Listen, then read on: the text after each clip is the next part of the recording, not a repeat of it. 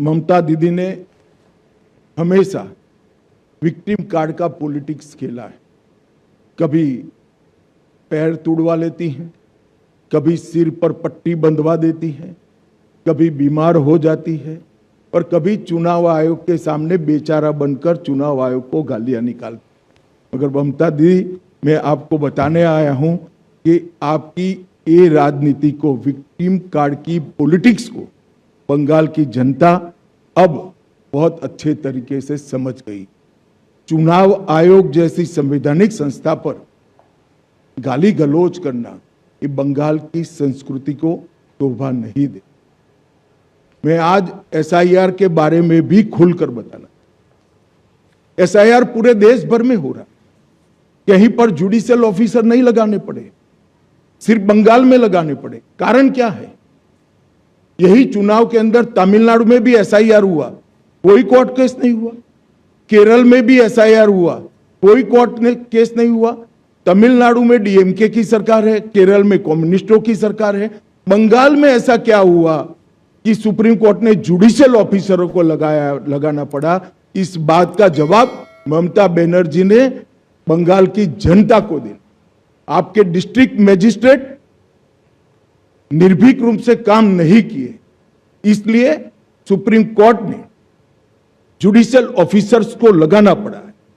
और एसआईआर पर वो जो आरोप कर रही है, मैं आज बंगाल की जनता को पूछना चाहता हूं, जो घुसपैठियों को वोटर बनाकर यहां रखा गया है, उनको क्या बंगाल का भविष्य तय करने का निर्णय देना है या नहीं देना है? वो बंगाल की जनता ने तय करना है। मैं भारतीय जनता पार्टी की ओर से स्पष्ट कर देना चाहता हूं, सिर्फ वोटर लिस्ट से नहीं, देश भर से एक एक घुसपैठियों को हम चुन कर देश के बाहर निकालने के लिए संकल्पबद्ध है और ये मेरी पार्टी का एजेंडा है। ममता जी को जो आरोप लगाना है वो लगाएं। मित्रों, डबल इंजन की सरकार, इसके कई ऐसे उदाहरण हैं। उत्तर प्रदेश बीमारू से बेमिसाल बना, मध्य प्रदेश ने कृषि विकास और विकास के नए स्टैंडर्ड सेट किए, आसाम जहां सालों से उग्रवाद था वहां आज सेमीकंडक्टर का प्लांट लग रहा है, त्रिपुरा ने 25 साल के ठहराव को समाप्त कर कैडर राज को समाप्त कर हम विकास के रास्ते पर आगे बढ़े हैं। और अब बारी है बंगाल की, यहां पर भी सिंडिकेट से मुक्ति पाने का ये चुनाव है। मित्रों, मैं चार्जशीट के कुछ महत्वपूर्ण मुद्दे पर भी बताना चाहता हूं। इस चार्जशीट में घुसपैठियों की समस्या को हमने ढंग से उजागर किया है।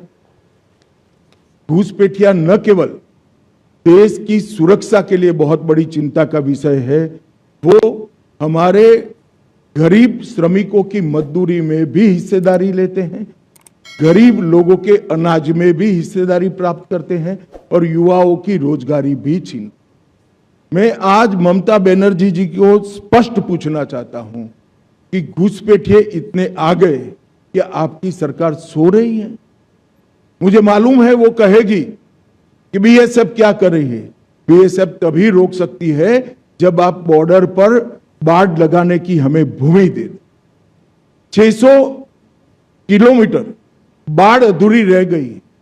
हमारे होम सेक्रेटरी यहां आकर आपको मिलकर गए, मैं खुद आकर आपकी ऑफिस में मिलकर गया, मगर आपने बाढ़ लगाने की भूमि नहीं दी, क्योंकि घुसपैठियों की वोट बैंक आप बनाना चाहते। हमने कोई पॉलिटिकल ईगो नहीं रखा, हमने आपके साथ संवाद किया, संपर्क किया, पत्र व्यवहार किया, मगर आपने हमें भूमि नहीं दी है।